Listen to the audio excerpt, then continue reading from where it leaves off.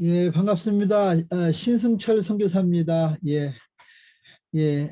이렇게 박수 치는 수준 있는 학생들도 있고, 그 멀뚱히 앉아 있는 수준 없는 학생들도 있고, 멀뚱히 앉아 있는 사람들은 다 보니까 우리 스태프들 같고, 예, 새로운 학생들이 역시 수준이 있어 보입니다. 예, 김영란 권사님 감사합니다. 예. 예, 이렇게 또 뵐 수 있어서 너무 감사하고, 저희가 지난번 위드 리포머에서 우리 많은 개혁자들에 대해서 공부했었습니다.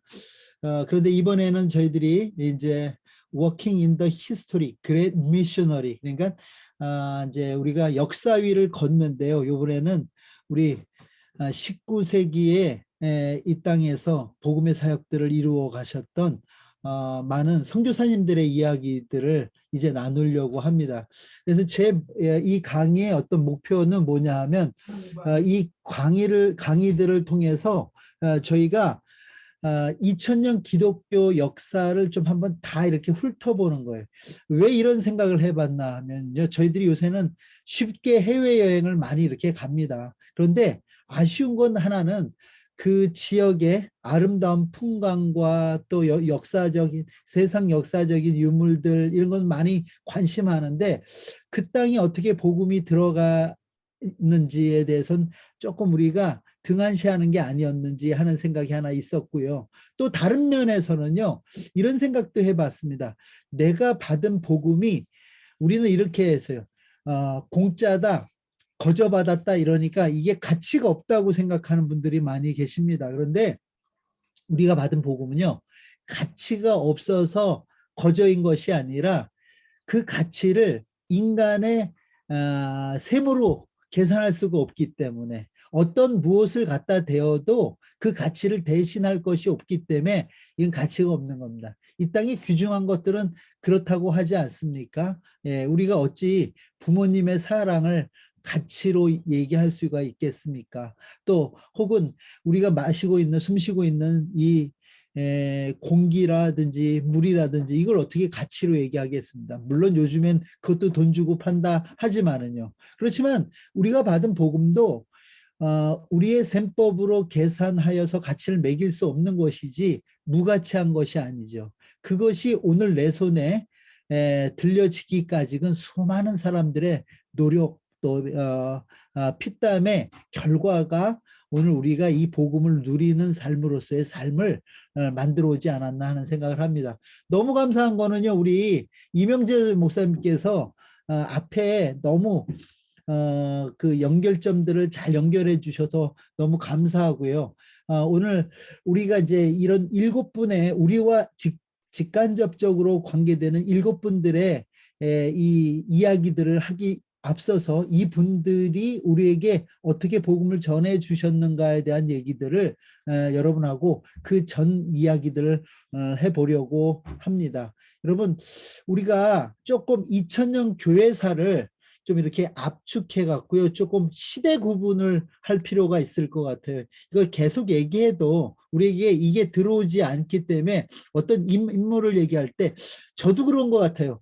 한국사 우리가 배우잖아요. 우리 국사를 배우는데 강감찬 장군도 알고 을지문덕 장군도 알고 이수신 장군도 아는데 누가 먼저인지 나중인지는 잘 모를 때가 우리가 되게 많더라고요. 왜 그런가 하면 그 시대적인 구분이 잘 안 돼서 그래요. 여러분 마찬가지로 우리가 교회사 속에서 많은 인물들을 우리가 대합니다. 그런데 문제는 뭐냐면 우리 머리에 정리가 안 돼 있다 보니까 어려움이 있습니다. 그래서 오늘 여러분과 먼저 첫 번째는 이 시대 구분을 여러분과 하고 먼저 하려고 합니다. 그래서 여러분 저는 이렇게 나눴습니다. 저는 교회 사가가 아니기 때문에 이 여러분들이 이해하기 좋게 이렇게 시대를 제가 나눠 본 겁니다. 물론 이거는 교회 역사 그러니까 교회사에서 나누는 구분과도 별반 차이는 없습니다. 먼저는 우리가 성경시대라는 시대가 있어요. 여러분 십자가는 우리가 무엇이라고 표현할 수 있냐면 예수 그리스도의 오심을 우리가 십자가라고 표현할 때 여기 33년 이렇게 돼 있는데 요거는 그럼 어떤 여러분 한번 음소거 끄시고요. 끝이고요. 예, 한번 누가 대답 좀 해 주시겠습니까? 예, 어, 대답 예수, 잘하시는 분들은 독일 오시면 예, 예수님의 생애. 맛있는 예, 예, 예수님의 생애, 그렇죠. 예수님의 생애 중에서도 우리가 그냥 통상적으로 예수님은 영년에 오셔서 30년부터 공생애를 시작하고 33년에 우리가 돌아가셨다. 뭐 그리고 승천하셔서 하나님 우편에 계시다. 그런 생각 얘기를 할 때 이 33년이라는 것은 예수님의 생애와 관계된 숫자고요. 64년 하는 것은 이것도 누가 맞춰보시겠습니까? 64년. 로마 기독교 박 여러분, 예, 예. 너무 우리 황병희 집사님이요. 다 맞춰버리세요. 로마의 네로의 기독교 대박해가 64년에 일어납니다. 그래서 64년이 되게 중요해요. 왜냐하면 이때부터 이제 기독교회가 더 깊이 박해를 받습니다. 이 이전도 마찬가지였지만 이때 비로소 더 많은 박해가 시작됩니다. 그리고요, 이 박해 속에서 이 초대교회 시대를 거의 다 보냅니다. 기독교는. 그러니까 이때는요, 어떤 여러분들이 생각을 하고 계셔야 되냐면 예수 믿는 것 때문에 내가 누려야 될 기득권을 포기해야 되는 시기입니다. 사실 예수님 십자가에 돌아가신 이유가 다 그런 시대였어요. 왜 그런가 하면 여러분 생각해 보십시오. 당시의 상식은요, 커먼센스는 뭐였냐면 Caesar is Lord였어요. 시저가 뭐다? 주인이다. 그런데 여러분 그 당시 기독교인들은 어떻게 고백했냐면 지저스 이스 로드라고 고백했어요. 예수가 내 주인. 여러분 이거는 국사본들입니다. 아니 황제를 주인으로 섬기는 그 시대에 주인을 바꾼 사람들이 있어요. 그 사람들이 바로 크리스찬들이었어요. 그러니까 사실 크리스찬이라는 이 이름조차도 그렇게 우리가 생각하는 것처럼 좋은 의미가 아니죠. 예수, 그리스도에게 미친 사람들 뭐 이런 뜻으로 크리스천이라는 이름이 처음에 불려지기 시작합니다. 그것이 초기 기독교인들이 받았던 고통, 고난 이 내용이었습니다. 그래서 이들은 예수 믿는 그것 때문에 관직에 오르는 것도 포기해야 되고요. 예수 믿는 그것 때문에 돈을 뭘 길드에 들어간다든지 또 여러 가지 자기들이 누릴 수 있는 모든 기득권들을 놓아야 되는 시기가 바로 이 초대교회 시대였습니다. 여러분 이것이 근 300년에 걸쳐서 계속됩니다. 여러분 거의 많은 사람들이요 이거 상식적으로 생각하면요 기독교가 말살돼야 맞습니다. 그런데 생명의 종교인 기독교는 여기서 말살되지 않고요. 313이라는 시대를 가는데 여러분 313은요 여러분 우리가 잘 알고 있는 콘스탄티누스 대제에 의해서 기독교 여기서 정확하게 얘기하면 기독교 공인이 아니라 종교 포용 정책이 실행됩니다. 이거 밀라노 칙령이라는 것을 통해서 이루어졌다고 여러분 세계사 시간에 한 번씩 다 들어보셨을 이야기입니다. 이 얘기는 로마가 있잖아요. 이 계속 세를 확장하고 또 확장하고 확정할 때 여러 가지 갈등 중에 가장 큰 갈등이 식민지에 많은 사람들하고의 종교 갈등이 있었어요. 이건 비단 기독교뿐만 아니라 그 지역민들이 믿던 그 종교와 로마가 믿던 종교가 달랐던 거죠. 그러다 보니까 여러 가지 불협화음이 나오니까 물론 여러 가지 다른 이유들도 있겠지만 가장 큰 이유는 그러다 보니까 콘스탄티누스 대제가 어떤 생각을 하냐면 이 종교를 표용하는 것이 더 로마에 유익하게 이 사람이 하나님의 계시를 받아서 그런 게 아닙니다. 유익하게 생각하니까 그때부터 종교를 포용하는 정책을 합니다. 이것을 우리는 밀라노 칙령이라고 하고 이 밀라노 칙령에 의해서 기독교도 공인되는 겁니다. 그러니까 예수 믿는 것도 허용이 되는 거지 기독교를 공인하기 위해서 밀라노 칙령이 일어나는 건 아닙니다. 자, 그리고 나서 요 고담 있는 380이라는 숫자는요, 뭐 380, 391, 뭐 이렇게 여러 학자들마다 약간의 차이는 있는데, 기독교가 공인되고 나서 약 80년, 70년, 80년이 지나고 나서 어떻게 바뀌었냐 하면요, 어, 여러분 이렇게 생각해요. 수면 밑에 가라앉았던 기독교인들이 이제는 종교의 어떤 공인을 통해서, 기독교의 공인을 통해서 이제는 내놓고 믿게 돼서 이 사회에 끼친 영향들이 굉장히 컸습니다. 여러분 생각해 보십시오. 예수 믿겠다고 목숨을 건 사람들이 거짓말을 하겠습니까? 부정을 하겠습니까? 하나님 앞에 사는 자들인데요. 하나님 안에 사는 자들인데요. 그러다 보니까 사회적 영향력이 엄청 컸고요. 또 여러 가지 정치적 상황과 맞물려서 여러분 380년 혹은 81년, 91년 뭐 이렇게 얘기하는 이 시대에 데오도시우스 황제라는 시대에 가서는 기독교가 심지어 이 로마 제국의 국교가 됩니다. 여러분 이것은 엄청난 일이 됩니다. 여러분 이때를 한번 생각해 보면 이렇게 여러분들이 한번 고민해 봐야 돼요. 어떤 걸 고민해 봐야 되냐면 이 이전까지는 예수 믿는 것 때문에 기득권을 포기해야 된다 했다면 여러분 이제 380년이 지나고 나서부터는요. 기득권을 갖기 위해서는 예수를 믿어야 되는 거죠. 그렇죠? 로마가 국교로 여러분 생각해 보십시오. 로마가 국교로 기독교로 했는데 여러분 그 국교인 기독교를 믿지 않는 사람을 관직에 쓰겠습니까?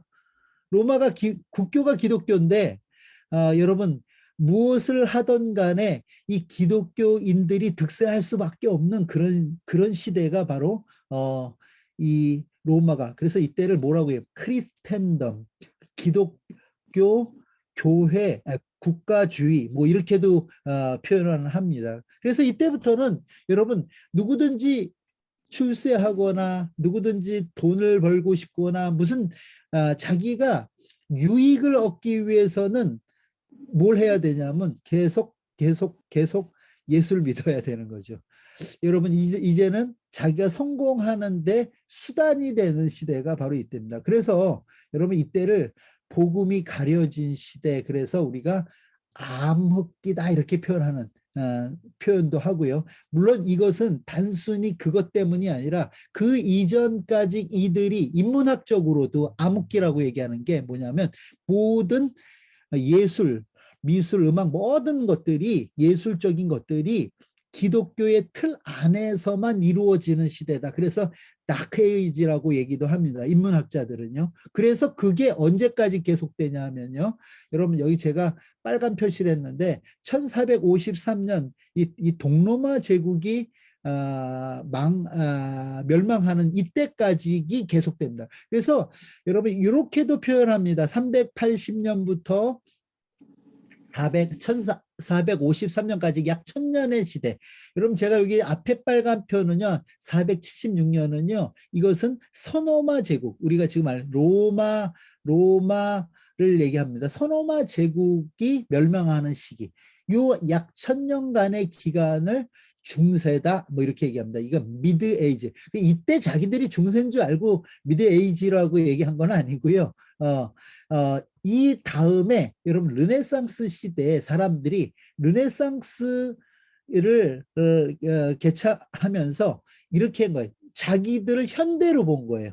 그렇죠? 현대로 보니까 근대로 본 거죠. 그러다 보니까 이 현대와 여러분 고대 사이의 시기다. 그래서 이때를 중세라고 이렇게 표현하는 겁니다. 그러니까 이것은 르네상스 학자들의 생각이지 뭐 교회 사가들의 생각은 아니고 이때를 우리가 얘기하는 미들에이지 중세라고 얘기합니다. 여러분 이 중세 시대에는 우리가 알고 있는 이 기독교는 기독교가 아니었습니다.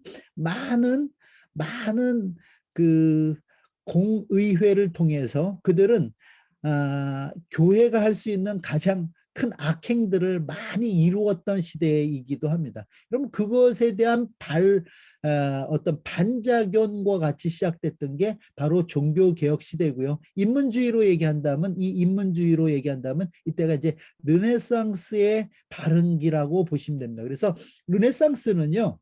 여러분 이렇게 생각하시면 되는데 알프스 산맥을 기준으로 알프스 이북으로는 종교개혁이 일어났고요.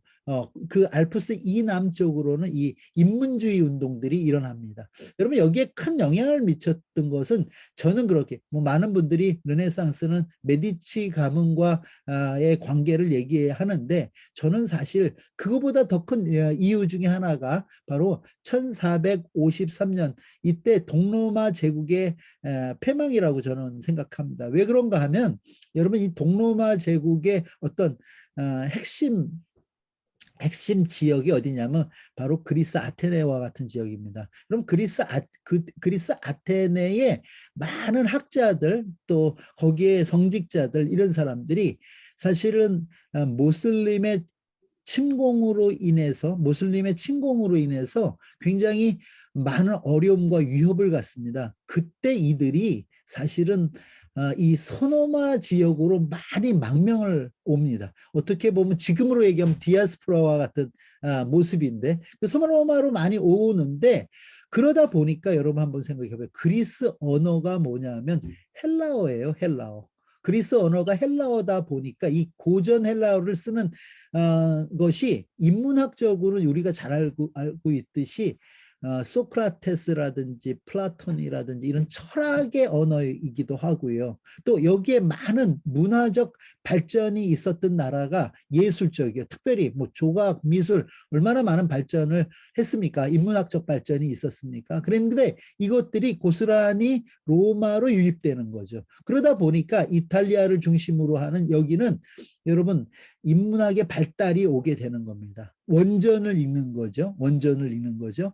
그래서 여러분 이 르네상스라는 이 말이 이제 우리가 불란서이긴 하지만 이것이 뭐냐면 원천으로 돌아가다 이런 뭐 의미를 가지고 있습니다. 그런가 하면 여러분 알프스 이북은 어떤 일이 벌어집니까? 알프스 이북은요. 여러분 헬라어를 하는 사람들이 많이 유입됩니다. 지금의 독일 땅 이쪽으로요. 그럼 여러분 한번 생각해 보십시오.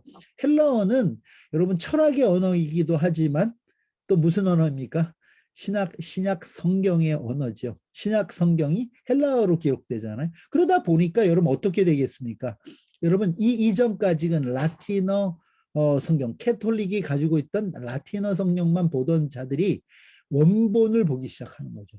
얼마나 잘못된 해석이 되었는지, 얼마나 잘못 번역, 오역되었는가가 이때 많이 드러나게 됩니다. 그러다 보니까 이때 여러분 종교개혁의 큰 축이 뭐냐면 원전으로 돌아가자 아닙니까? 똑같죠. 폰트인데 여러분 인문주의자들은 그것이 철학적인 또 민주주의적인 그런 사고 쪽으로 돌아가는 거였다면 인문학적으로 들어가는 거였다면 그리스의 그 옛 왕성했던 그 찬란했던 문화로 돌아가는 거였다면 여러분 이북의 알프스 이북 쪽에서는 성경 본연으로 돌아가는 일들이 운동으로 일어납니다. 그것을 우리는 이제 종교개혁이라고 이야기합니다. 그래서 지난 우리가 봄 학기 때 이 종교개혁에 대한 내용들을 우리가 공부했는데요. 요 얘기들은 여러분 내년에도 또 계속됩니다. 그리고 여러분 이쪽 유럽 땅을 밟을 분들은 여기에 대한 얘기들을 잘 알아야 이제 이해가 되면 도시가 이해가 되고 보여집니다. 자, 그러고 나서 이 종교 개혁이 일어나고 나서 이 중세 시대에 많이 활발했던 그 캐톨릭이요 굉장히 축소됩니다. 왜 그런가 하면 여러분 독일 중심으로 하는 루터파와 여러분 스위스를 중심으로 하는 개혁파가 이 전 유럽을 많이 석권하게 됩니다. 그러고 나서 약 100년이 지나가는데 이때 여러분 우리가 알아야 될 것은 뭐냐면 캐톨릭에서는요 반종교 개혁 특별히 예수회를 중심으로 해서요 반종교 개혁이 일어나고 그 반종교 개혁에서는 어떤 게 있었냐면 자성인론이 있었습니다. 우리가 이렇게 잘못하고 있었구나 하고 스스로를 개혁하는 일들이 있습니다. 캐톨릭이 로마 캐톨릭이요. 그런가 하면요. 다른 면에서는 어떤 일이 일어나냐면 여러분 이들이 많은 교구들을 개신교에 빼앗겼잖아요. 프로테스탄트에. 그러다 보니까 이 교구가 줄어들다 보니까 여러분 뭐가 주냐면 헌금이 주는 거예요. 이런 것들도 있었고 또 새로운 그 당시 우리가 대양 시대라고 불리우는데 이 대양 시대의 어떤 해외로 나아가는 일들 뭐 여러 가지 그 시대적 상황이 여러분 천주교가 여러분 예수회를 필두로 하는 이 선교 운동이 일어납니다. 그래서 여러분 우리가 중국이라든지 일본이라든지 이 시대에 벌써 복음을 받죠. 그 다음에 저 남미 쪽도 천주교회에서 우리나라도 기독교가 보다 한 100년 이전에 천주교가 들어오잖아. 이런 일들이 바로 그 시대에 일어납니다.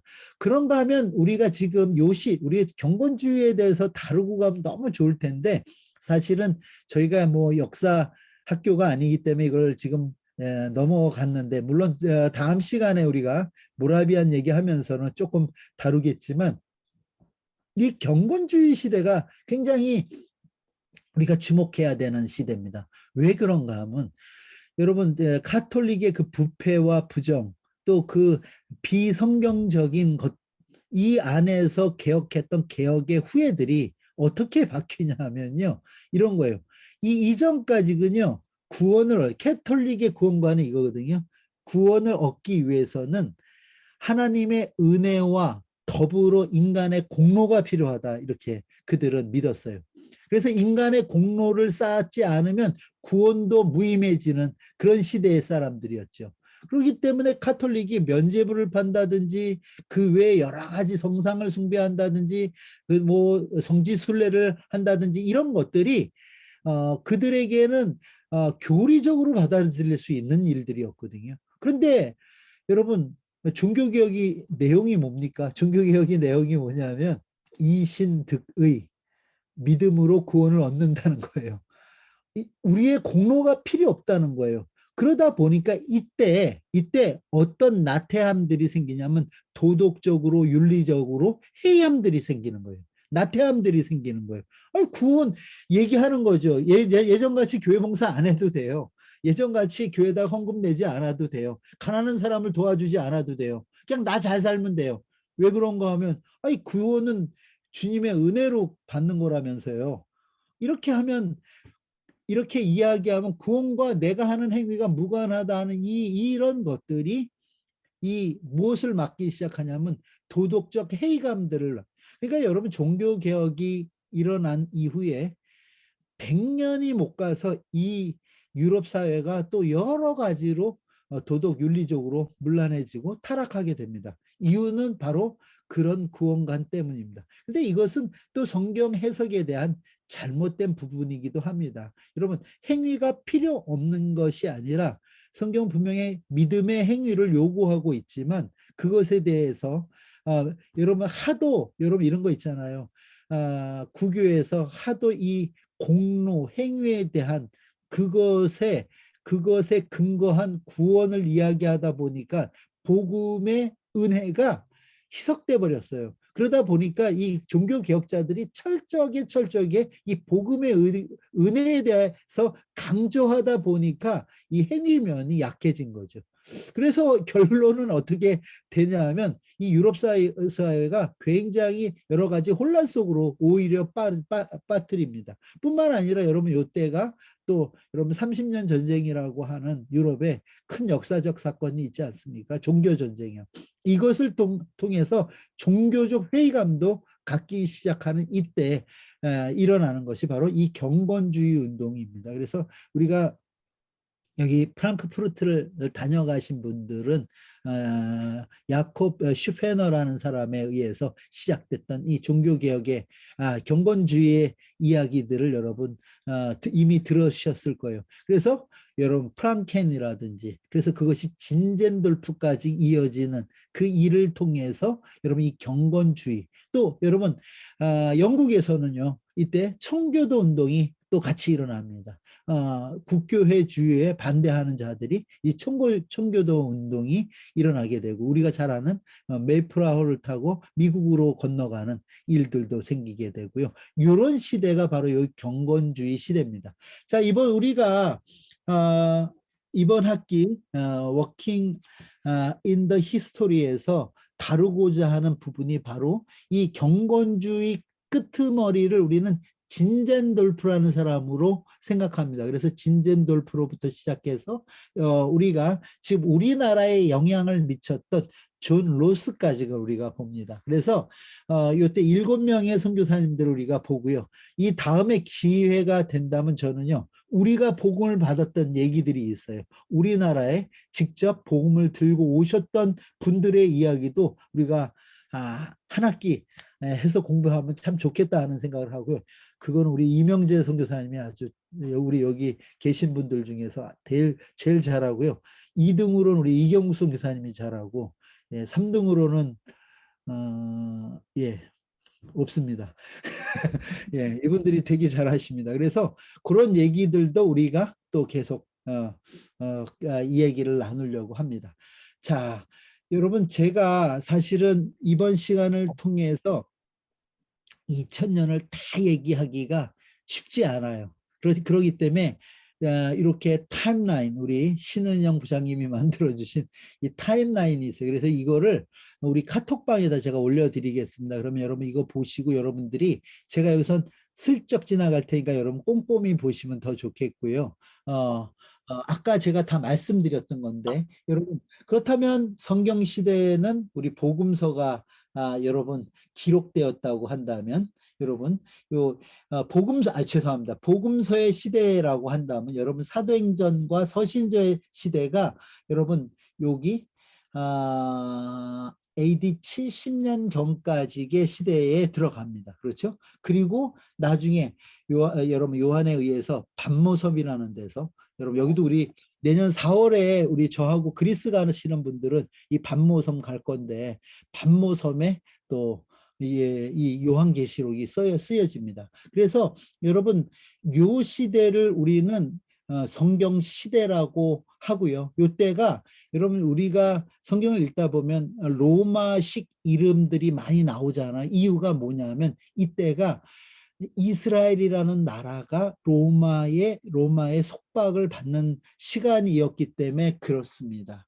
그리고 여러분 이 네로, 아까 얘기했던 64년에 네로의 박해, 베드로의 처형이 요 근간에 이루어지는데, 이 박해로 인해서 아주 여러분 AD 70년이 되면 이 지구상에서 예루살렘이 아예 멸망이 됩니다. 다시 바꿔 얘기해서 존재를 감춰버리고요. 이스라엘 사람들, 즉 유대인들은요, 전 세계 디아스포라로 뿔뿔이 흩어지게 됩니다. 그래서 우리가 흔히 디아스포라 우리가 주일날 저녁에 예배 드리는 그 모임도 WCDF 이렇게 할 때 D가 디아스포라 펠로십인데, 이것도 전 세계에 흩어져 있는, 저희가 지금 약 11개 나라에 흩어져 있는 우리 디아스포라들이 함께 예배를 하는데, 여러분 이렇게 흩어지는 이 흩어짐의 이야기들이 바로 유대인 디아스포라를 이야기합니다. 그래서 AD 70년이 그랬고요.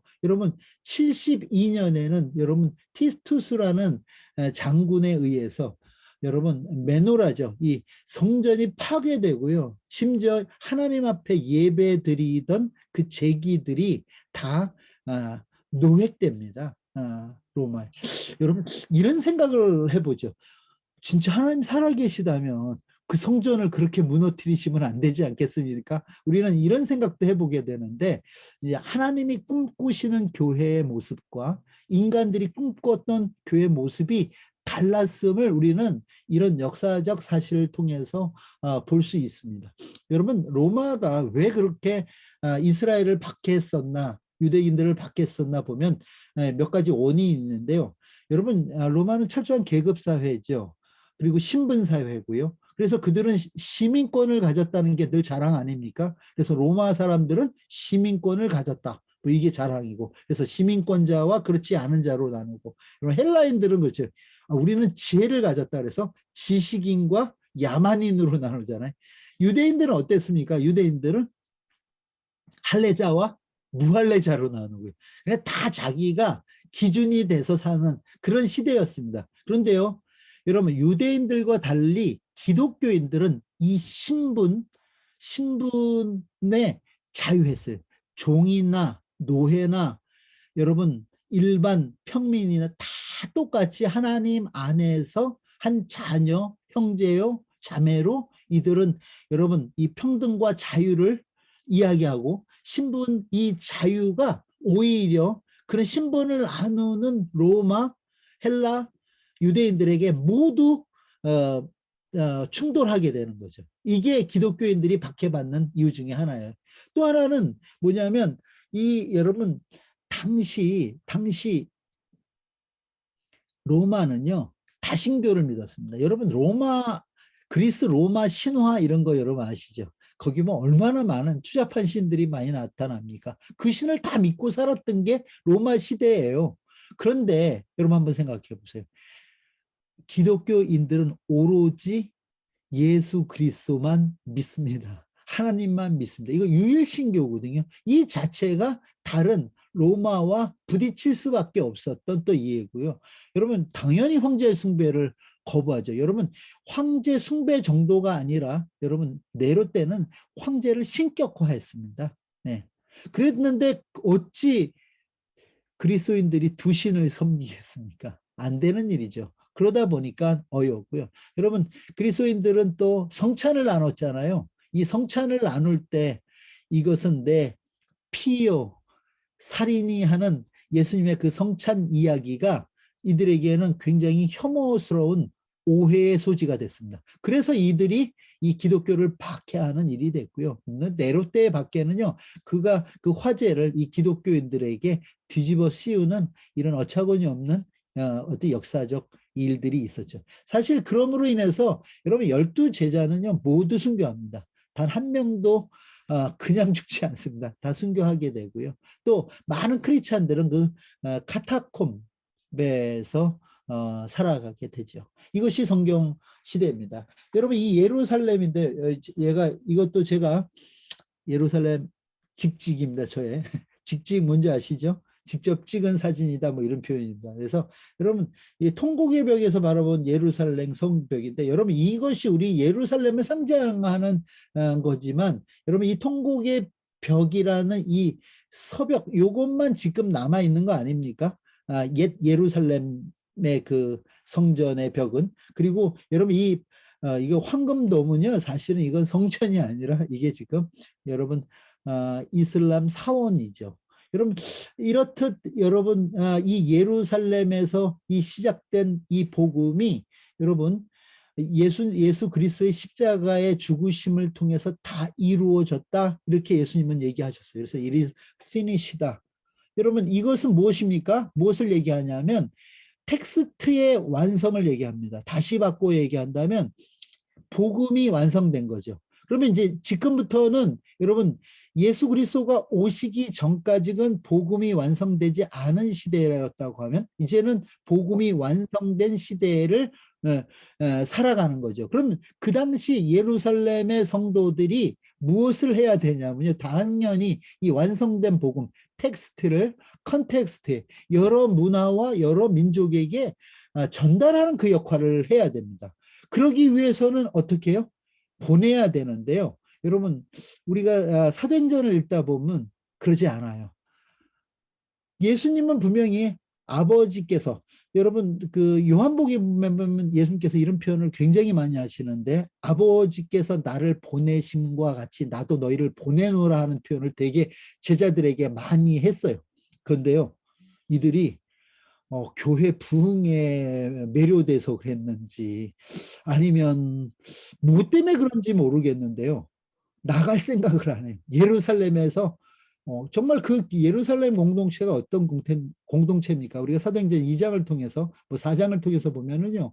서로가 사랑을 나누는 사랑의 공동체고 매일 모여서 하나님의 말씀을 듣고 읽는 그 말씀의 공동체였고 함께 기도하는 공동체였고요.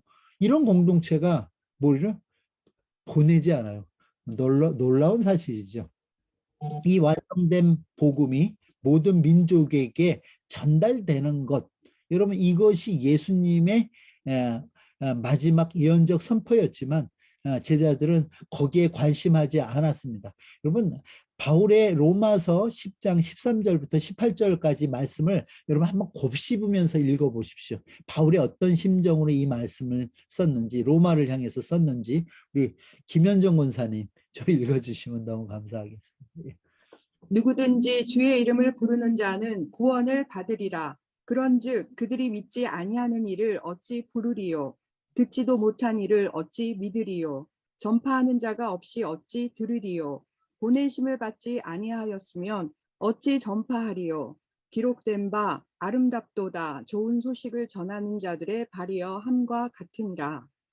여러분 좀 이 말씀을 들을 때 이 보내심이라는 것은 하나님이 예수를 이 땅에 보내시고요. 예수님은 제자들을 보내셨단 말이에요. 근데 그 제자들이 요지부동합니다. 여러분 이걸 우리가 생각하면 누구든지 주의 이름을 부르면 구원을 받는다 그랬는데 그 주의 이름을 듣지도 않았는데 여러분 어찌 그 주의 이름을 부를 수가 있겠습니까?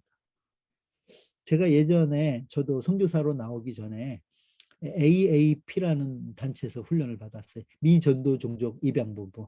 저는 제가 거기서 훈련을 받은 이유가 이런 거였어요. 이 문구 하나가 어떤 이는 예수 이름을 한 번, 두 번, 10번, 100번, 1000번을 들어도 믿지 않는 자들이 있는가 하면 어떤 이들은 단 한 번도 듣지 못해서 지옥에 간다면 하는 그 얘기를 들었어요. 그렇다. 복음이 들려지는 곳, 거기에 내가 또 가서 전하는 것도 중요하지만 아직 이 복음을 한 번도 듣지 못한 그 종족들에게 가서 복음 전하는 게 굉장히 중요하겠다는 생각을 갖고 제가 그 단체 훈련을 받았던 기억이 있습니다. 여러분 마찬가지입니다. 복음은 듣지 않고는 믿을 수 없는 것이고요. 전하는 자 없이는 여러분 전하는 자는 보내심을 받지 않고는 그 복음이 전달되지 않는다는 거죠. 여러분 그런데 우리는 이 일에 너무 막연했어요. 사실 종교개혁자들의 이제 문헌을 이렇게 찾아보면요, 칼빈하고 루터하고의 차이가 그거였던 것 같아요. 루터는 요 말씀들을요, 모든 민족에게 복음을 전하라는 요 말씀을 어떻게 해석했냐면 당시에 이렇게 해석했어요. 어떻게 해석했냐면 그것은 제자들에게만 준 사명이다. 그러다 보니까 그것은 1500년대 16세기를 사는 종교개혁자들하고는 무관한 얘기가 됐던 거죠. 그러나 칼빈은 그렇게 생각하지 않았어요. 그렇기 때문에 사실 칼빈은 또 선교사를 보내는 일에 또 합니다. 본인도 여러분 스트라스부르크, 저희 집에서 가까워요. 며칠 전에 갔다 왔는데 이 스트라스부르크에 사역할 때도 그쪽에 로 피신해 있는 난민들을 향해서 자기들이 또 사역을 하곤 했습니다. 이렇듯 여러분 이 복음이라는 것은요, 누군가 전하는 자 없이는 들을 수 없는 게 복음입니다. 자, 16절 계속 읽어주시기 바랍니다. 그러나 그들이 다 복음을 순종하지 아니하였도다. 이사야가 이르되 주여 우리가 전한 것을 누가 믿었나이까 하였으니 그러므로 믿음은 들음에서 나며 들음은 그리스도의 말씀으로 말미암았느니라. 그러나 내가 말하노니 그들이 듣지 아니하였느냐. 그렇지 아니하니 그 소리가 온 땅에 퍼졌고 그 말씀이 땅끝까지 이르렀도다 하였느니라. 아멘. 예, 여러분 하나님은 예수님을 보내시고 예수님은 그 제자들을 보내 이 복음이 땅끝까지 이르기를 바랬지만 사실은 이 제자들이 이 일을 하지 못했죠. 그러나 바울은 여러분 이방인의 사도라고 하는 바울은 이 하나님의 마음을 알아 이 복음 전하는 일에 힘썼던 것을 우리는 볼 수 있습니다. 즉 예수 그리스도께서 십자가에서 완성된 이 복음은 여러분 선교는요, 여러분 많은 분들이 교회의 프로그램이라고 생각합니다. 아니에요. 교회의 존재 이유라 저는 이렇게 얘기합니다. 왜 그런가 하면 여러분 이 복음이 완성된 십자가의 복음이 이 선교를 통해서 하나님 나라를 이 땅 가운데 도래하게 하고 회복하게 할 뿐만 아니라 이 하나님 나라를 이 땅 가운데 완성하게 하는 이 도구가 되기 때문에 그렇다는 거죠. 본질이 되기 때문에. 그럼 내가 교회로 살아간다는 것이 의미하는 것은 내가 예수 믿고 교회가 주는 축복을 누린다. 여기에 여러분 국한해 있다면 이런 사람들은 제가 이렇게 표현합니다. 브레싱 홀더다. 다시 바꿔 얘기해서 그 복을 붙들고 있는 사람이다. 축복을 붙드는 자다.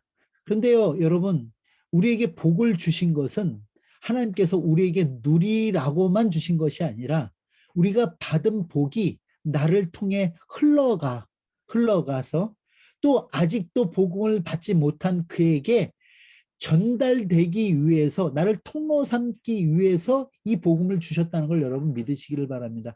여러분 분명히 이것은 갈라디아서에서 여러분 얘기하지 않습니까? 아브라함은 부르신 것은 아브라함을 복 주시기 위해서가 아니라 복을 나눠주게 하기 위해서 그에게 복을 줬다 이렇게 얘기하거든요.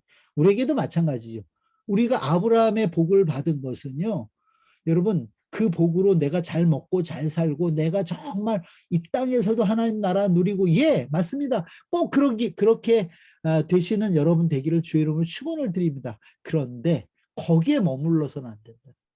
이 복이 나 때문에 또 다른 이가 받는 자가 있어야 된다는 거죠.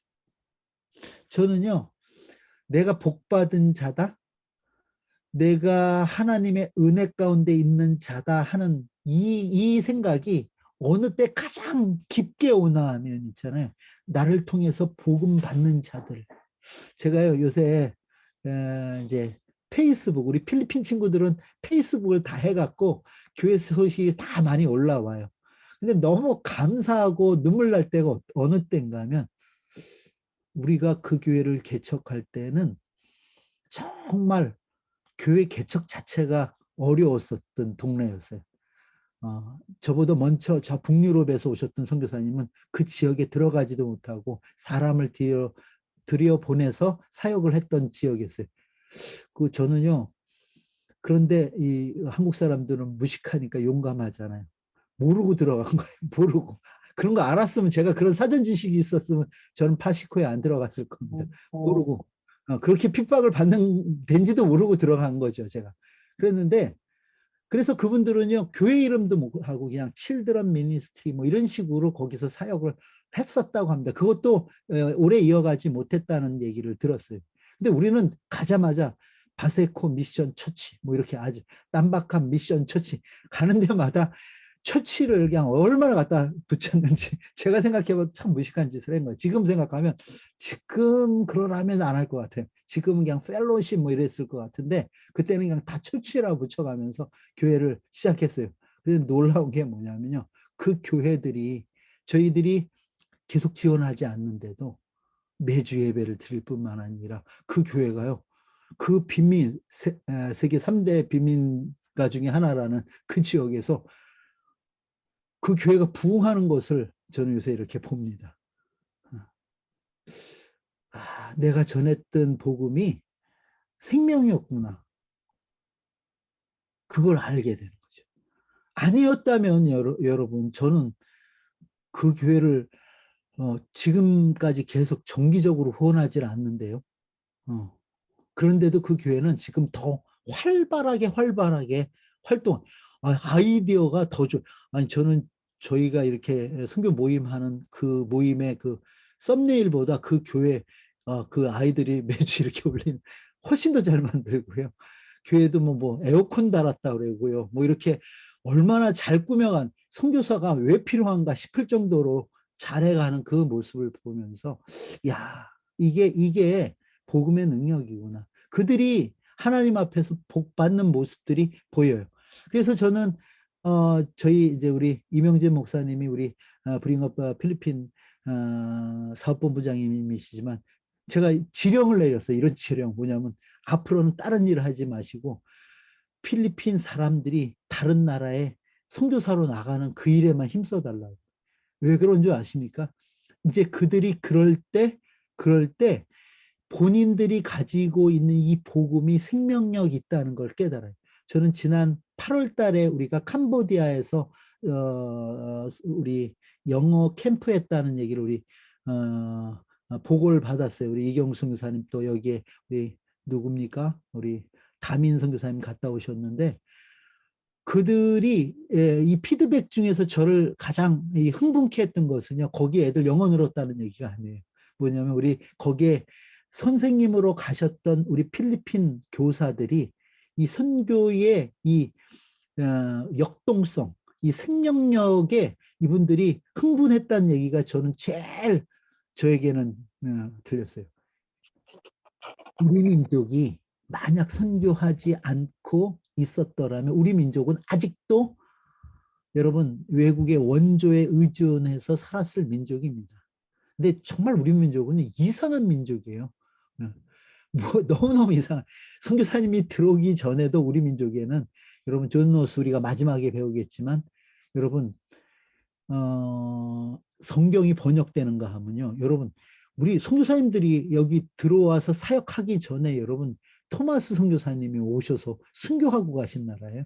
이런 민족이 어디 있습니까? 여러분 1907년 동로회를 만들면서는요. 3명의 선교사를 중국으로 파송해요. 여러분 그 이유가 뭔지가 더 웃겨요. 저는요. 왜 그런가 하면 이유가 뭐냐면 중국이 우리나라에게 유교를 알려줘서 우리가 동방 예의지국이 됐으니까 그 은혜를 갚고자 중국의 선교사 3명을 파송해. 이게 우리나라 해외 선교사파. 물론 이기풍 목사님도 계시지만 그 외에 그 이유예요. 얼마나 웃깁니까? 그런데도 우리나라는 그 일제 치하에 있으면서도 우리는 선교사를 보내던 나라였어요. 여러분 해방되자마자 여러분 얼마나 혼란스러웠습니까? 여러분 6.25 때는 여러분 우리나라가 완전히 초토화되지 않았습니까? 그런데요 6.25가 끝나자마자 여러분 1953년에요.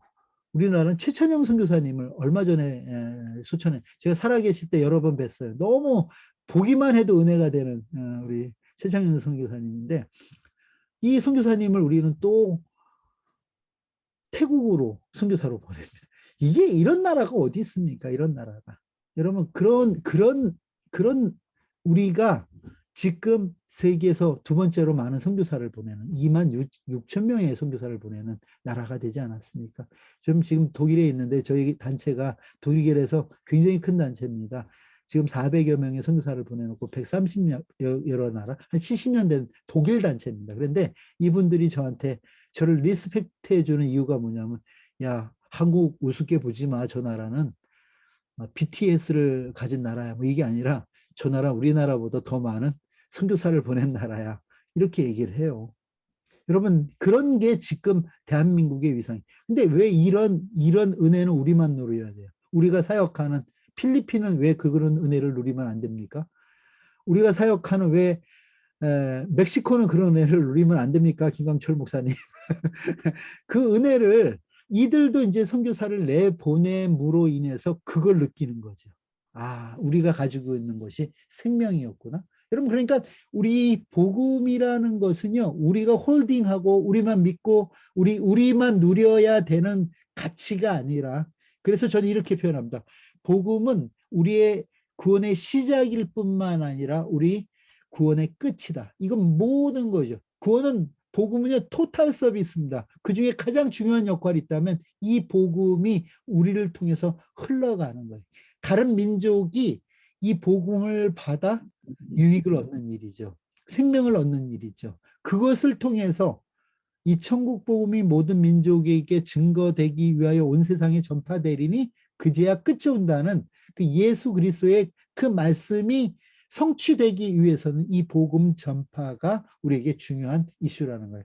여러분 마가의 다락방에 모였던 여러분 120문도는 성령을 받습니다. 이 성령을 받은 이 일을 통해서 여러분 보십시오. 16개 그 당시 지역에서 왔던 사람이 디아스포라로 흩어졌던 유대인들이 이 예루살렘에서 복음을 받고 다시 자기 지역으로 갑니다. 그러니까 사실 여러분 복음은 어떤 특정인의 열심과 노력에 의한 일이라기보다는 성령의 역사였다는 것을 여러분 믿으시기를 바랍니다.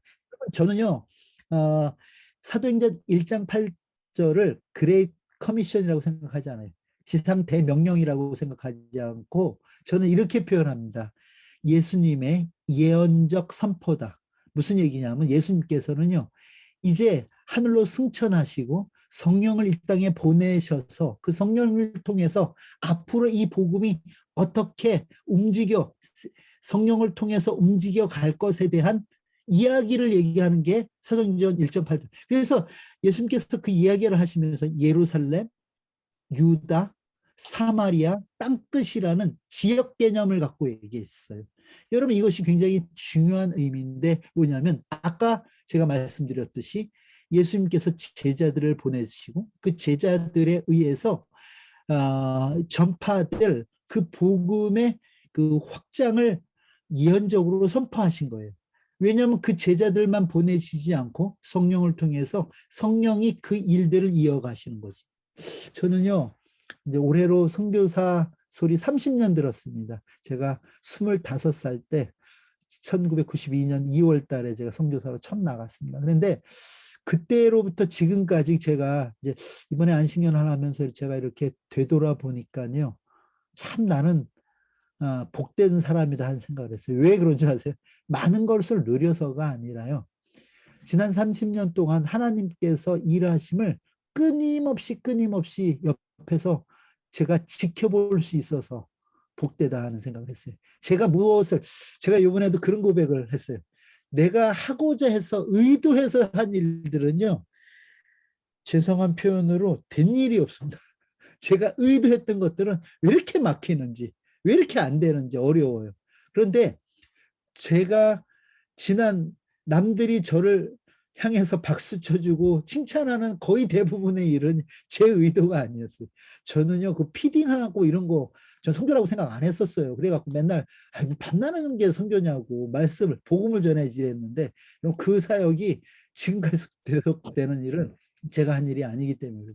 저는 NGO를 하겠다는 생각은 추호도 없었습니다. 한 번도 해본 적이 없습니다.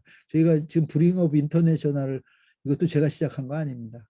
그 어느 것도 제가 의도했던 일들은 된 게 없어요. 그런데 감사한 게 뭐냐면 의도치 않는 일들이 제 안에서 벌어지는 것을 보면서 야 이건 진짜 하나님이 하신 일이다를 고백할 수밖에 없었다는 거죠.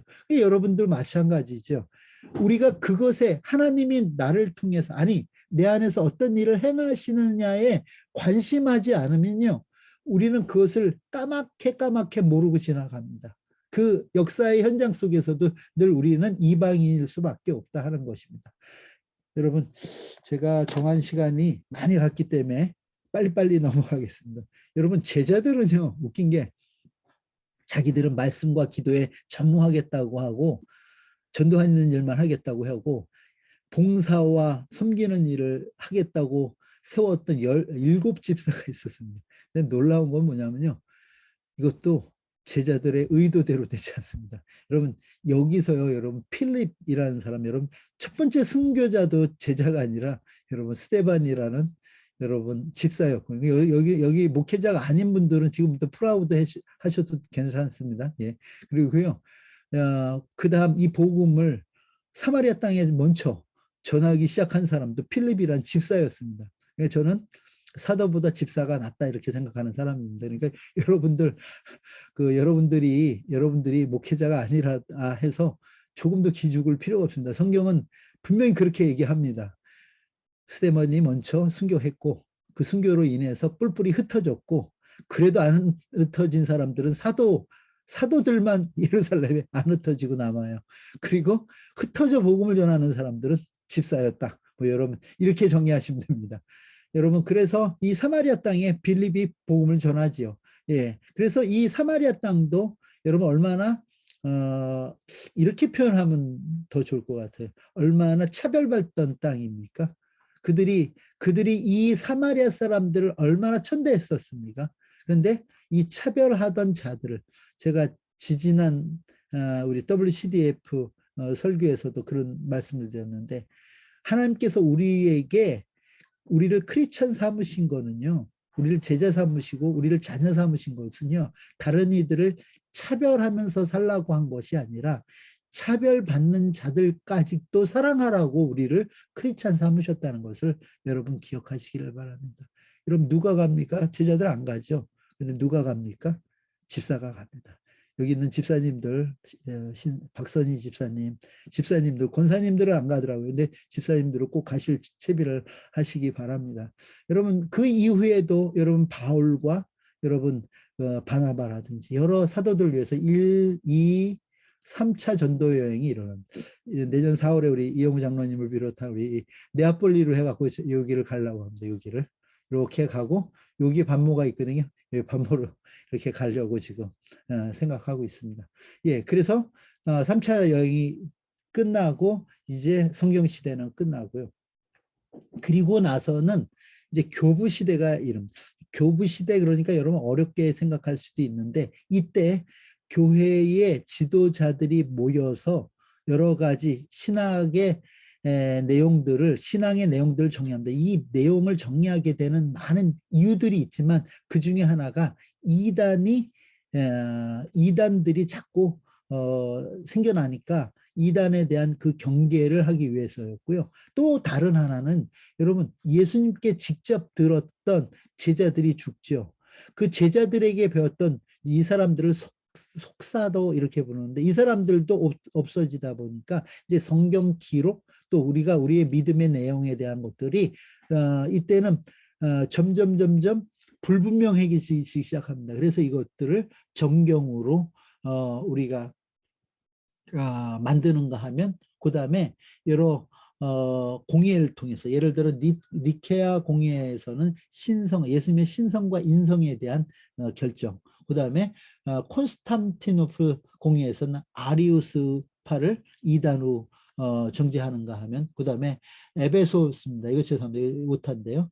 에스토리우스를 이단 정죄한다든지 그 다음에 칼케톤 공예에서는 예수님의 두 본성 신성과 인성을 공히 가지신 분이라는 이런 기독교의 아주 중요한 교리들을 여러분 아까 제가 말씀드렸던 티투스 장군이 여러분 그때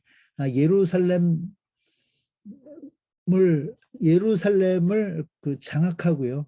여러분 예루살렘 성벽을 뜯어옵니다. 노획물로요. 성전뿐만 아니라 여러분 이 예루살렘 성벽과 그 다음에 성전을 뜯어온 그 노획물로 기초를 놓은 건물이 바로 여러분 콜로세움입니다. 우리 가서 알기나 하고 보시기 바랍니다. 그러니까 얼마나 이 참혹한 일입니까? 여기서 얼마나 여러분 이 콜로세움이 뭐 하는 데인지 아시죠? 여러분 여기가 수많은 크리스찬들이 박해를 받은 곳이기도 했지만 여러분 이렇게 보시면 로마의 그 타락의 결정판이라고 할 수 있는 그런 장소였죠. 그것이 성전벽, 성벽 뜯은 돌로 기초를 놓았다. 여러분 이건 또 뭘 얘기하는 겁니까? 그냥 우리가 생각하는 교회와 하나님 생각하는 교회는 사뭇 다르다 하는 생각을 해봅니다. 여러분 이 티투스 개선문에 여러분 메노라라 그랬죠. 여기 황금등대 이거 뜯어오는 거 여기 부조되어 있습니다. 이런 일들이 여러분 우리가 생각하는 것처럼 이게 무슨 지어낸 얘기들이 아니라 역사적 사실로 세계사 속에 있다는 것도 여러분들이 보셔야 돼요. 여러분 우리 여기 뭐 김영란 권사님이라든지 박선희 집사님 저하고 같이 로마도 가셨지만 우리도 로마도 보아야 하리라 우리 김현정 권사님이나 다른 분들 우리 다음에 우리 아울리치 팀 한 팀은 또 로마 팀도 우리가 하나 만들어서 직접 눈으로 가서 확인하고 옵시다. 여러분 그러고 시작한 것이 중세인데 여러분 중세를 다 얘기하기는 너무 어렵고요. 여러분 이 중세의 중심이 됐던 도시는 바로 이 로마였습니다. 원래 이 중세 시대가 시작하기 전 여러분 예루살렘, 안디옥, 알렉산드리아, 콘스탄티노플, 로마 이렇게 여러분 5개 주교가 있었습니다. 그러니까 사실 교황이라는 제도, 로마 카톨릭이라는 이 제도는 AD 580년 이후에 생겨난 겁니다. 우리가 뭔가 착각하고 있는데 왜 그런가 하면 이 네 개 도시는 여러분 잘 보셔서 알겠지만 이 동로마에 해당하고요. 이 서로마 지역은 로마만 있었습니다. 그런데 동서로마를 콘스탄티누스가 자기 아들들에게 분할해 나눠주면서 여러분 이쪽은 동로마가 되고 이쪽은 서로마가 됐습니다. 그리고 나서 지금 저희가 기독교로 이제 우리는 사실 반쪽 그 동로마 제국의 역사 속에 죄송합니다. 서로마 제국의 로만 카톨릭 쪽의 기독교 역사만을 많이 배우다 보니까 사실은 기독교 역사도 우리는 사실 반쪽밖에 모르는 상황에서 많은 얘기들을 합니다. 그런데 사실 그러면서 이때 중세에 한 일이 있다는 것은 저는 이렇게 봅니다. 교리를 가지고 성경을 왜곡한 일들이라고 생각합니다. 여러분 보시면요. 그러니까 이 교황은요, 사실은 이교도 승원장. 여러분 로마가 이교도를 믿었다고 하지 않았습니까? 그러니까 그 승원장을 같이 했어요. 그러니까 로마 주교는요, 기독교만 관원했던 게 아니라 이 이전에 로마가 믿던, 다시 바꿔 얘기해서 그 로마의 수많은 그 신들이 있잖아요. 이 일들을 관할하는 그 종교인들까지도 관할해서 믿던 게 이 로마 카톨릭이었어요. 그런가 하면 이 이후에 여러분 그 뒤에 뭐 마리아에게 기도하는 것에 성수를 고인한다든지 여러분 신부가 여기에서 성직자입니다. 독신을 규정한다든지 뭐 묵주를 사용하다든지 면죄부를 시작한다든지 종교제발 이런 거는요 다 뭐예요? 이건 다 나중에 교리로 만들어진 거죠. 여러분 화채설 이런 것도 마찬가지고요. 뭐 십자군 전쟁을 일으키는 것은 말할 것도 없고요. 여러분 툴로스 종교회의에서는 평신도들이 성경 읽는 것조차도 금하는 시대가 바로 이 시대입니다. 그러다 보니까 여러분 이것이 여러분 정치와 종교가 야합한 시대. 그래서 종교가 강할 때는 여러분 어떤 일이 생기냐면요. 여러분 카노사의 굴욕이라고 들어보셨죠? 이런 일이 생기는가 하면 또 여러분 정치가 강할 때는요. 아비뇽 유수 같은 일이 생깁니다. 이게 아주 혼란의 시기가 바로 이런 중세고요. 여러분 거기다 흑사병까지 일어나게 되고 그러다 보니까 교회는요. 더 성도들을 어떻게 할 수 있었어요? 자꾸 협박할 수가 있었죠. 그래서 당시에 여러분 이 유럽의 땅의 3분의 1이 교회 혹은 여러분 수도원의 소유로 했다는 게 이게 말이나 되는 일이겠습니까? 예, 그런 일들이 이 중세 때 일어나게 되고요. 급기야는 동로마는 망하고요. 그 시대에 금속 활자가 우리나라 직지심경을 찍었던 직지보다 200년 후에 그래서 만들어집니다. 발견됩니다. 그 외가 이제 이런 일들이 있었지만 이제 이 사이에 하나님은 마치 까만 밤중에 하늘을 밝히는 샛별과 같은 사람들을 군데군데 이렇게 점 찍어 두고서 여러분 우리가 공부했던 피터 와일더, 리옹에서 사역했던 와일더라든지요. 존 위클리프요. 옥스포드요. 그다음에 얀 후스, 프라하. 이번에 왔다 가신 분들 계시죠. 그다음에 사보나노라. 예. 이런 분들, 피렌체의 사보나노라 같은 분들이 이야기합니다. 근데 요 분들의 공통점이 뭐냐면 아까 우리가 텍스트란 얘기했죠. 하나님의 말씀, 바이블을 믿는 사람. 그래서 이거를 뭐냐면 바이블 빌리브 무브먼트라고. 성경을 믿는 운동들을 이분들에 의해서 다시 성경으로 돌아가는 교리가 아니라 성경 그 자체를 하나님의 정확무한 말씀으로 믿는 자들이 이 중간중간에 믿습니다. 여러분 그런데 이분들은요 그러기 때문에 수많은 다 화형당하고요 부관참시당하고 하는 일들을 합니다. 이때도요 요 같은 시기에도 여러분 아래 보시면 알겠지만 수많은 교리들을 또 만들어냅니다. 뭐예요? 성체를 숭배한다든지 연옥설을 만든다든지 유전이라는 것은 그들이 해왔던 전통이에요. 전통을 성경과 같은 권위로 둔다든지 뭐 마리아 무죄 잉태설, 교황 무호설 여러분 상상할 수 없는 그런 것들을 이 중세에 그 이후에도 계속 교리로 만들어납니다. 그때 여러분 이런 잘못된 신앙의 행태들 우리는요 캐톨릭에서 나온 게 아니라요. 이건 아니에요. 리폼 원래로 돌아가야 된다 하는 생각을 가졌던 사람들이 종교 개혁자고요. 그 사람들 우리가 뭐 마틴 루터를 비롯해서 마틴 부처라든지 칼빈이라는 녹스라든지 하는 이 사람들에 의해서 여러분 종교 개혁 시대가 이렇게 지나갑니다. 그래서 이 개혁자들의 한마디 이 얘기가 우리가 지금 신앙하는 것과 굉장히 중요한데 여러분 이건 제가 다시 이렇게 좀 주물럭거려서 정리해서 만들었는데요. 그리스도의 교회는 성령의 능력을 통해 하나님의 말씀으로 지속적으로 개혁해야 된다.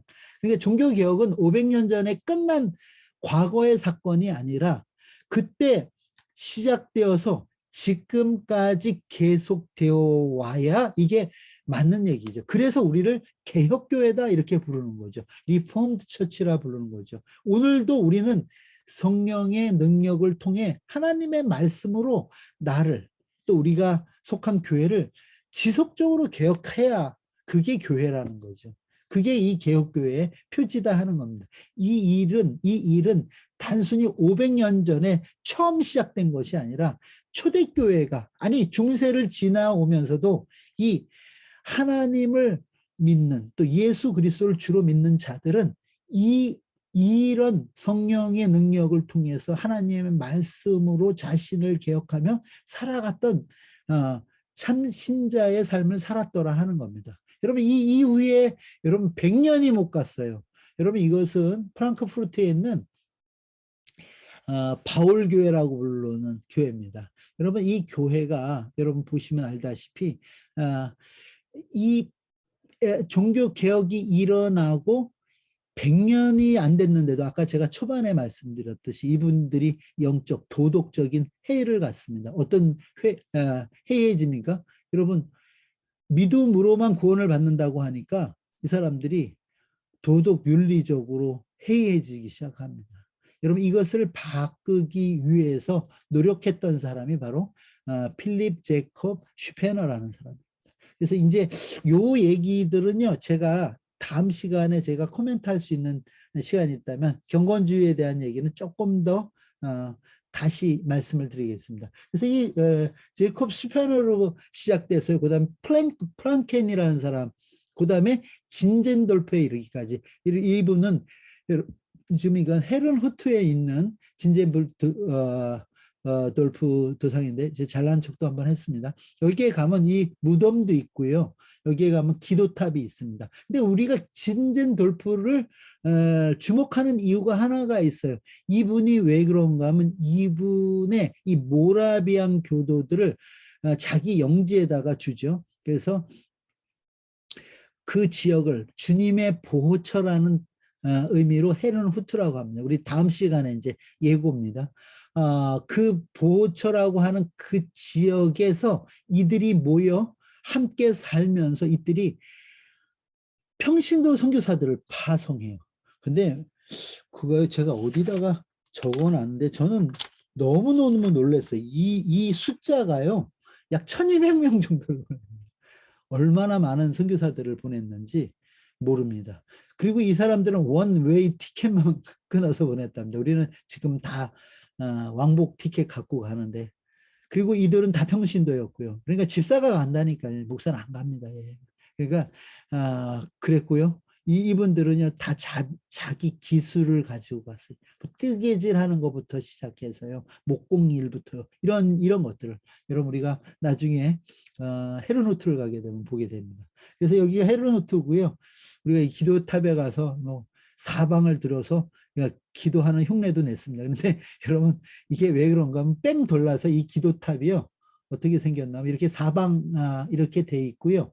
이 사방을 가리키면서 늘 그들은요 굉장히 100년이 넘는 오랜 시간을 전 세계의 복음을 위해서 기도했어요. 그러니까 저는요 기독교 선교의 아버지, 현대 선교의 아버지를 윌리엄 케리로 시작하는데 저는 그건 조금 그거는 침례교라는 교단 입장에서는 그 사람이 맞습니다. 교단 선교사로서는 맞지만은 여러분 이런 평신도 운동이 여러분 그 밑바탕에 깔려 있었기 때문에 그게 가능해졌어요. 여러분 우리가 잘 아는 웨슬레 같은 사람들이 왜 회심을 했습니까? 웨슬레 회심은요, 모라비안 교들, 자기는 미국에 갔다가 실패하고 돌아오는데 배미청에서 기도하는 모라비안 교도들을 만나는 것이 그들의 선교의 어떤 출발점이었거든요.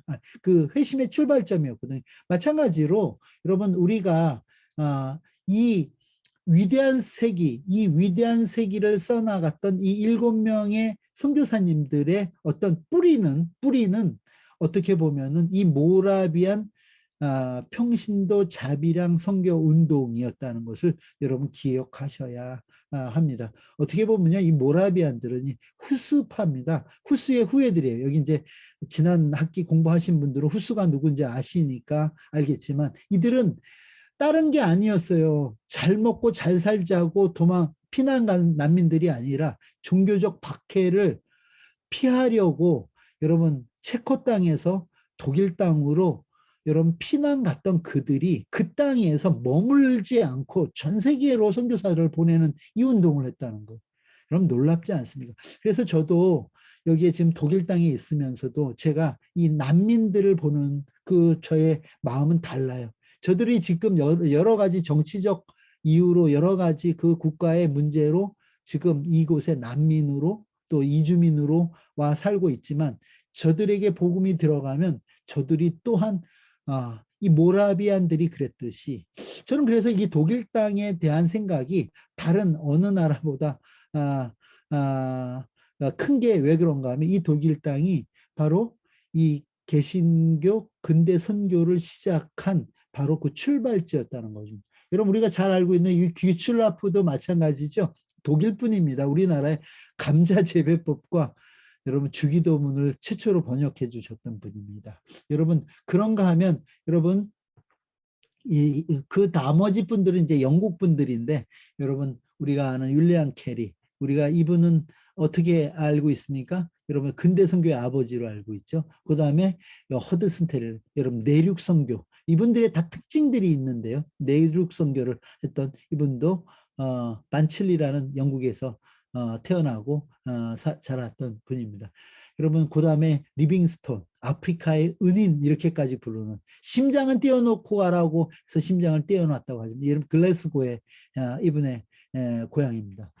그런가 하면 존 로스 여러분 에딘버러에 지금 이분이 묻혀 계시는데 우리나라에 성경을 번역해 주셨고요. 여러분 우리가 잘 알고 있는 토마스 선교사님 이런 분들에 대해서 여러분 이번 학기에 우리가 함께 공부할 겁니다. 타임라인을 우리 신은영 타임라인을 전 세계에서 제일 잘 만드는 사람 신은영 부장님이신데 이거 만들어 주셨어요.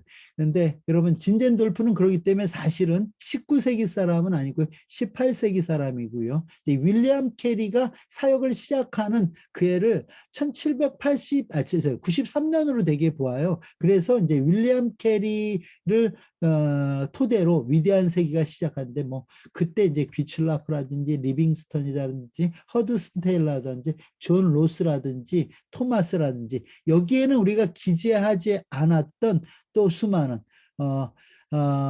그 모리슨이라든지 저드슨이라든지 이제 그 미국 선교사님들이죠. 이런 분들이 다 요 시대에 세계 선교를 이룹니다. 아까 우리 이명재 목사님이 너무너무 잘 설명을 해 주셔서 너무 제가 뭐 그 시대 상황에 대한 얘기는 안 하겠지만은 여러분 요 이야기들이 요 1900년대 1800년대 죄송합니다. 1800년대에 여러분 이 위대한 세기 속에서 전 세계가 복음을 받는 일들이 봅니다.